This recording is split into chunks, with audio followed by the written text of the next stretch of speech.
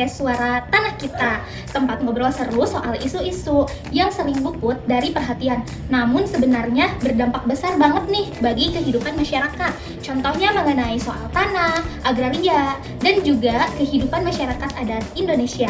Bareng aku Rahma, hari ini kita bakal ngobrolin sebuah film dokumenter yang benar-benar bikin hati kita greget dan kepala mikir keras, yaitu film dokumenter Tanah Moyangku.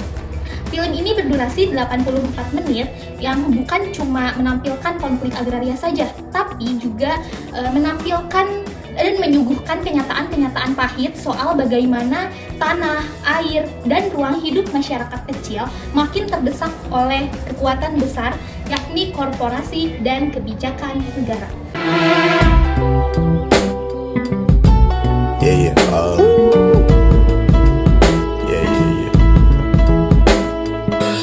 Hari ini aku nggak sendirian nih guys. Kita akan ditemani oleh 4 perempuan-perempuan keren. Nah, nanti 2 teman-teman bakal cerita soal pengalaman selama nonton filmnya, dan 2 orang lainnya bakal kupas tuntas kesesuaian isi film ini ke kebijakan-kebijakan negara. Langsung aja kita sapa mereka ya. Hai semuanya. Hai. Halo Yunia, saya Fani, kalian duluan ya. Kalian yang udah nonton langsung dan juga udah siap cerita, gimana sih kesan kalian selama nonton film dokumenter Tanah Moyangku itu? Film itu bikin dada sesek. Betul, aku nontonnya sambil ngelus dada, sambil ngelus dompet juga. Maksudnya jadi mikir, gimana sih nasib para petani kecil gitu? Oh gitu ya. Oke lah, kita mulai dari Yuniar dulu deh. Ceritain dong gimana sih isi film dari Tanah Moyangku ini? Wah, film ini tuh ngasih kita itu untuk keliling, tapi bukan untuk wisata. Dan di film ini juga menceritakan tentang konflik-konflik agraria dari Sumatera, Sulawesi sampai Papua. Dan konflik-konflik juga di zaman kolonial Belanda sampai reformasi. Dan ada juga prinsip yang dipakai kolonial Belanda, yaitu domain perklaring, yang intinya itu tanah yang tidak bisa dibuktikan oleh surat yang resmi, maka tanah itu menjadi milik negara. Dan prinsip itu masih dipakai pada zaman sekarang itu di beberapa kasus. Betul banget, di film ini menelusuri berbagai konflik dari Aceh, Papua, hingga Kalimantan, hingga Jawa, di mana ada ribuan kasus. Dan yang bikin aku makin ngelus dada itu film ini bilang dalam 10 tahun terakhir ada 2.701 konflik agraria, mulai dari perkebunan, kehutanan, pertambangan, properti, sampai dengan pembangunan infrastruktur, di mana ini totalnya melibatkan lebih dari 1,7 juta rumah tangga dan hampir 6 juta hektar tanah. Ini bukan angka kecil, ini sangat krisis. Dan semua yang ditampilkan dari film dokumenter ini dengan gaya visual yang keren, ada footage langsung, ada animasi dan wawancara yang benar-benar bikin kita itu ngerasa deket banget sama warga yang sedang memperjuangkan. Wah, itu bener-bener tontonan yang luar biasa ya.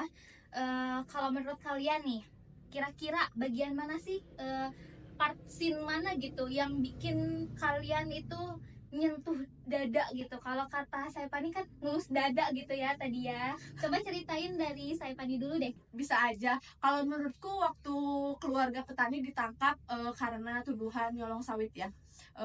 Terus warga itu bikin gerakan galang dana koin buat nebus kerugian perusahaan. Sedih sih ya ngelihatnya gitu, tapi bikin kuat juga gitu karena solidaritas si petaninya itu, wah aku acungin jempol banget. Dan jangan lupa juga kisah dari Rempang yang dimana 7.500 warga disuruh pindah demi proyeknya Eco City. Kata Eco tapi rakyat malah dicabut dari akarnya sendiri. Aduh, merinding ya dengarnya ya.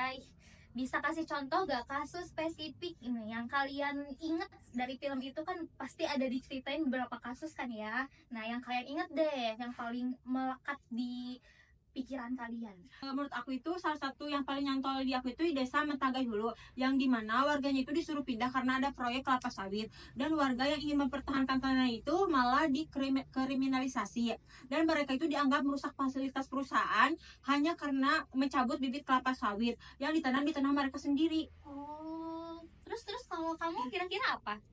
Ada juga kisah di desa Banjaranyar. Warga hanya punya tanah seluas setengah lapangan bola. Sementara perusahaan seperti Sinarmas ini bisa punya jumlah berhektar-hektar gitu ya. Terus di Penyang, masyarakat didiskriminasi cuman karena menanam sawit yang sebenarnya tumbuh di tanah nenek moyang mereka sendiri gitu. Oh, berarti kelihatan banget ya ketimpangannya gitu. Dari jutaan hektar gitu sampai warga cuma punya secuil gitu ya. Iya, betul banget itu. Miris banget. Iya. Sampai ngelus darah banget. Nah, ini sekarang kita lanjut nih ke Amanda sama ke Pani. Nah, kalau dari sisi kebijakan dan hukumnya, kira-kira gimana sih kalian melihat film ini? Nah, ini dia poin pentingnya. Film ini benar-benar menggambarkan ketimpangan yang jelas antara hukum yang berlaku dengan kenyataan di masyarakat. Kalau kita lihat ke Undang-Undang Pokok Agraria Nomor 5 Tahun 1960, yang isinya itu bagus banget dan tujuannya itu pasti untuk keadilan semua masyarakat ya. Yang isinya itu adalah redistribusi tanah hak ulayat masyarakat adat yang harusnya semua diakui. Tapi sayangnya di realita di lapangan ini masyarakat adat gak punya bukti formal. Padahal mereka sudah hidup di sana secara turun-temurun dan apa akhirnya? Tetap saja tanahnya bisa digusur. Nah, bener banget. Urusan air juga nggak kalah pentingnya loh. Dimana di film ini diceritain hak masyarakat terbatas karena adanya ambil alih dari perusahaan. Padahal di Undang-Undang Nomor 17 Tahun 2019 tentang sumber daya air dikatakan bahwa air ini dikuasai negara untuk kemakmuran rakyat. Tetapi kenyataannya banyak sungai ataupun sumber air kehidupan masyarakat dikuasai oleh para perusahaan besar yang menjadi air ini komoditi industri bukan sebagai hak rakyat. Wah, ternyata banyak juga ya regulasi-regulasi yang belum sesuai dengan kenyataan di lapangannya. Kira-kira ada lagi nggak sih kebijakan-kebijakan atau regulasi yang selaras gitu dengan film-film dengan scene film di tanah moyangku ini? Ada dong, kita juga punya Peraturan Presiden Nomor 86 Tahun 2018 tentang reforma agraria. Tujuannya sama-sama bagus, yaitu tentang redistribusi lahan. Tapi implementasinya masih sama-sama kurang. Film ini justru memperlihatkan bahwa pemerintah seringkali berpihak ke investor daripada ke rakyat kecil. Ini kayak formalitas doang gak sih? Dan di Indonesia sendiri, tanah masih banyak dikuasai oleh korporasi. Dan yang paling nyesek itu yaitu pada Peraturan Presiden Nomor 78 Tahun 2023, di mana ini tuh kayak mempersempit ruang perjuangan rakyat. Jadi ganti rugi ini nggak bisa diklaim gitu kalau belum ada bukti kepemilikan yang harus diakui secara formal, di mana harus didiami dulu minimal 10 tahun ya.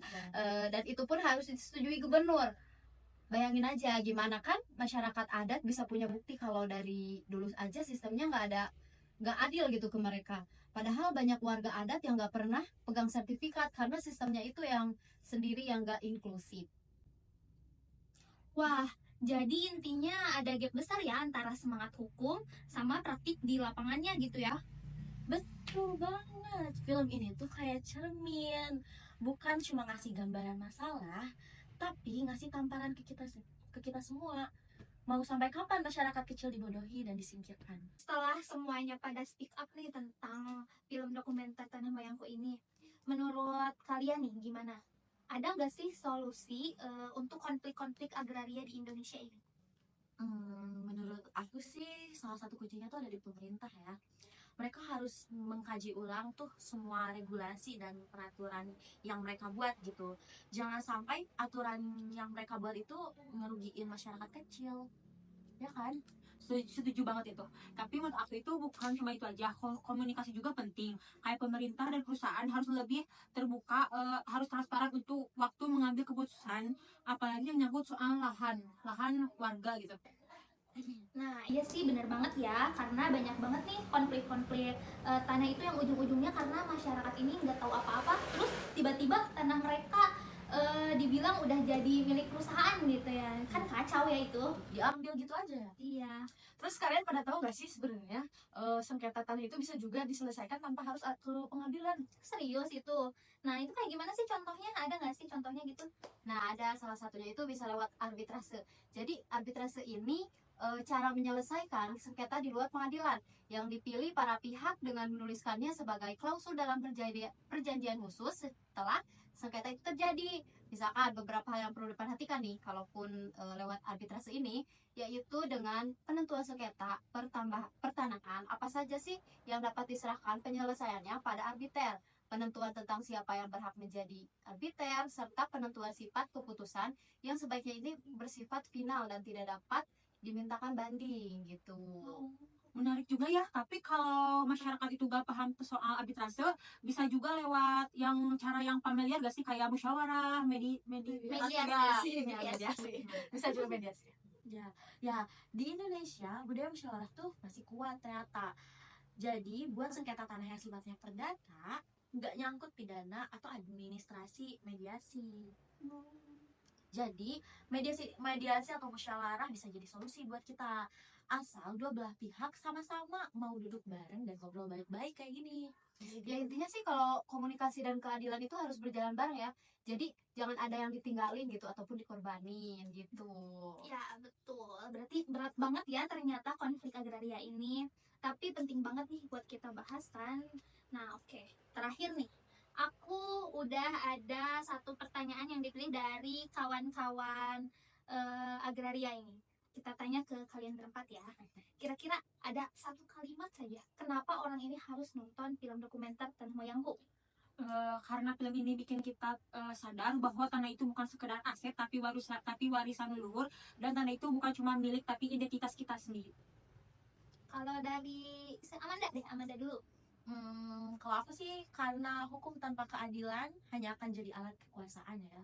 Hukum itu harusnya membela yang lemah, bukan yang kuat saja. Benar sih. Siapa nih? Karena diam itu berarti Apa ayo? kalau karena diam itu artinya kan setuju ya. Iya. Jadi kita tuh harus bersuara ya teman-teman semua.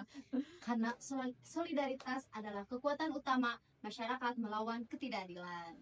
Nah, jangan lupa nih kata saya Pandi, kita harus bersuara ya teman-teman. bersuara Karena kalau kita diam aja, artinya itu kita setuju Untuk ditindas. Wah, mantep banget nih. Terima kasih ya buat kalian semua, Yunia, saya Pani, Rizka dan Pani yang sudah menyempatkan waktunya udah mau ngobrol-ngobrol tentang isu yang mungkin enggak sebagian orang itu sering dibahas. menarik ya gitu. Nah, terima kasih semuanya.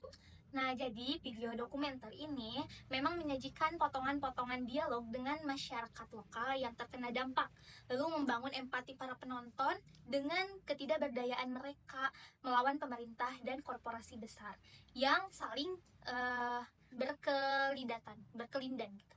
Nah, dokumenter ini juga memuat salah satu bukti kemenangan masyarakat atas konflik agraria yang hanya bisa diselesaikan dengan adanya resolusi bersama atau solidaritas gitu ya antar masyarakatnya, dan juga membuat kita juga menjadi sadar bahwa berserikat itu sangat penting untuk menggalakkan kekuatan dan melawan pemerintah dan juga swasta yang seringkali mempunyai kekuatan yang jauh lebih besar gitu. Satu hal yang menjadi kekurangan dari film dokumenter ini yakni lokasi yang ditampilkan, yaitu dengan ketidakruntutannya, jadi konfliknya itu lompat-lompat. Nah, dengan banyaknya lokasi yang ditampilkan ini membuat para penonton itu menjadi sedikit bingung ya, jadi alurnya itu bolak-balik gitu. Nah, buat kamu yang dengerin, semoga episode ini bisa membuka mata kita semua. Tanah kita ini adalah identitas kita, dan memperjuangkannya adalah tugas bersama. Yuk, kita mulai peduli, belajar, dan berdiri sendiri bersama masyarakat adat dan petani kecil. Karena tanah kita, tanggung jawab kita. Sampai jumpa di episode berikutnya. Jangan lupa, suara kecil kita kalau disatukan bisa jadi gelombang perubahan. See you!